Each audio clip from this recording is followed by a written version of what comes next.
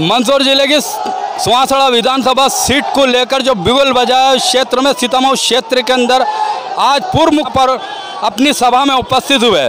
सभा में पूर्व सरकार जो कमलनाथ ने बनाई थी उस बात को दोहराया गया और इस बात में ये भी बताया गया कि शिवराज सिंह सरकार ने हमारे विधायकों को तोड़कर यहाँ पर सरकार बनाई है। वो वोट वाली सरकार ना बनाते हुए उन्होंने नोट वाली सरकार को बनाया है। कमलनाथ ने ये भी कहा है कि अब शिवराज सिंह चौहान को सबक सिखाने का वक्त आ गया है। यहाँ पर सुवासड़ा विधानसभा सीट के अंदर राकेश पाटीदार को अपने मतों से आगे जिताकर भोपाल के लिए भेजना है। आइए देखते हैं दर्पण की चमक मध्य प्रदेश ब्यूरो मंदसौर मम्मा शाह के साथ विशेष रिपोर्ट।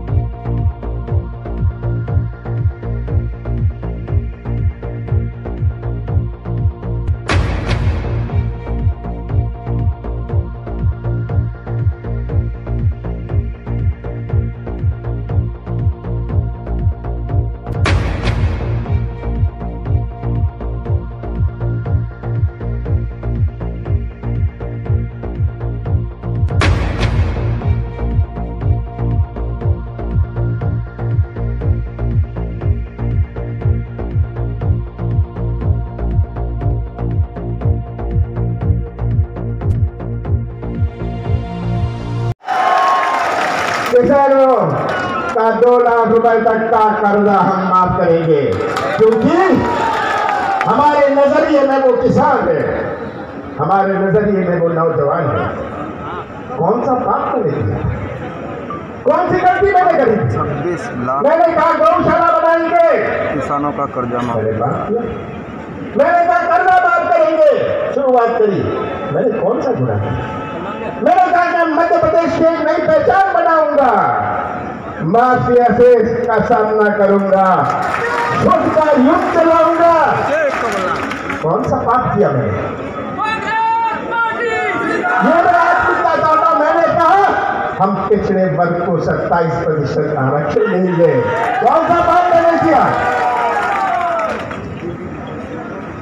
बिजली मैंने कहा 100 रुपए में 100 यूनिट किसानों को राहत जी। कौन सा गुनाह मैंने किया? कौन सा पाप मैंने किया? मैं तो ये पूछता हूं शिवराज सिंह जी से, ये आके कितना भी झूठ बोल रहे, याद रखिएगा, पहचान लीजिएगा इनकी राजनीति। मोदी जी याद है कोविड का कहते थे 20 लाख करोड़, मैंने नहीं कहा, मोदी जी कहते थे 20 लाख करोड़ मैं दे रहा हूं। कहा था मोदी जी ने? किसी के पास 20 रुपए आए? मोदी जी कहते थे 2 करोड़ नौजवानों को रोजगार मिलेगा। इधर है 2 करोड़ में से 1 बच्चा, पर ये बात करने लग जाएंगे दूसरी। ये बहुत उस्ताद है ध्यान मोड़ने की राजनीति, ये ध्यान मोड़ने की राजनीति में राष्ट्रवाद की बात करने लग जाएंगे, पाकिस्तान की बात करने लग जाएंगे, चीन की बात करने लग जाएंगे। देख रहे हैं ना आजकल चीन की बात कौन कर रहे हैं? जब लोकसभा चुनाव था पाकिस्तान की बात कौन करते थे? सही बात है, क्यों करते हैं? ध्यान मोड़ने के लिए, आपको गुमराह करने के लिए। हम सब चिंतित थे चीन से, हम सब चिंतित हैं पाकिस्तान से, पर ये आप 2 करोड़ नौजवानों की बात करिए, 20 लाख करोड़ की बात करिए, किसान पर कसा को 50% फायदा होगा। कहा था ना मोदी जी ने, इसकी बात करिए मोदी जी। शिवराज जी जितने आपने नारियल तोड़े हैं वो तो पता नहीं कितने ट्रक में दिल्ली जाने पड़ेंगे, जितने आपने पत्थर लगाइए। यहाँ भी आके मैंने सुना बड़ी घोषणाएं करी, 2 करोड़ मैंने कभी घोषणा नहीं की, को नहीं मिला। मैं घोषणा की राजनीति में विश्वास नहीं करता, क्योंकि जो होगा आपके सामने होगा। मुझे सर्टिफिकेट शिवराज सिंह से नहीं चाहिए, मुझे सर्टिफिकेट आपसे चाहिए, आम जनता से चाहिए। बड़ा सौदा नहीं मिलता, तो ये सौदेबाजी से बोली बोल कर सरकार बना ली। हमने सरकार बनाई थी वोटों से, इन्होंने सरकार बना ली नोटों से। क्या होगा अपने प्रदेश का, अपने प्रजातंत्र का, अपने संविधान का? बाबा साहब अम्बेडकर ने संविधान बनाया था, पंडित जवाहरलाल नेहरू सब मिलकर उन्होंने संविधान बनाया था। उन्होंने कभी नहीं सोचा था अपने स्वप्न में कि इस प्रकार की राजनीति अपने देश में होगी। हमने बाबा साहब अम्बेडकर ने वोटों से प्रावधान नहीं रखा था, इनने सरकार बनी नोटों से। अपने सांसद और विधायक टिकाऊ हो जाएंगे, कोई प्रावधान नहीं था। हाँ प्रावधान था कि अगर कोई विधायक ना रहे उसका निधन हो जाए, सांसद ना रहे उसका निधन ना हो जाए, उपचुनाव होगा। हेलो, पर सौदे में सौदा कर लो और उपचुनाव होगा। फिर बाबा साहब अम्बेडकर ने नहीं सोचा था, पंडित जवाहरलाल नेहरू ने नहीं सोचा था, और ये उपचुनाव की परिस्थिति बनी। आज संविधान, आज अब हुआ हमारी प्रजातंत्र हुआ किस प्रकार से बोली बोल लो, हुआ सरकार बना लो। अब तो पंचायत का चुनाव नहीं लड़ना पड़ेगा, जो गांव में बोली बोल ले सरपंच बन जाएगा। ठीक बात है, बोली बोलो सरकार बना लो। अब सही है।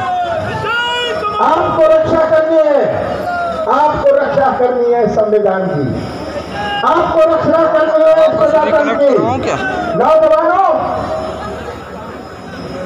मेरे जैसे लोगों ने तो जीवन काट दिया।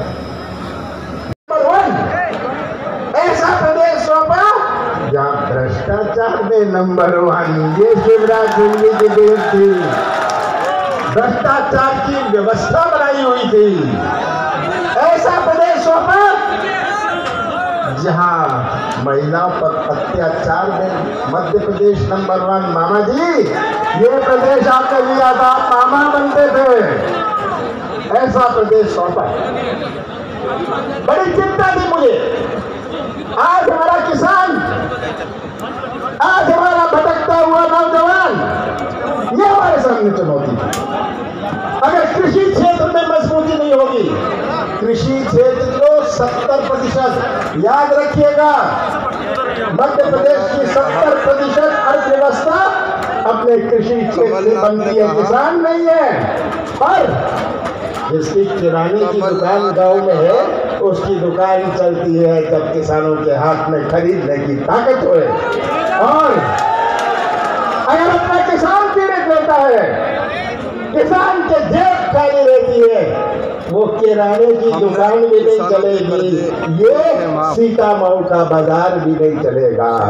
ये चुनौती हमारे सामने थी कि हम कृषि क्षेत्र में कैसे नई क्रांति लाएं, कैसे हम अपने किसानों की आर्थिक मजबूती बनाएं।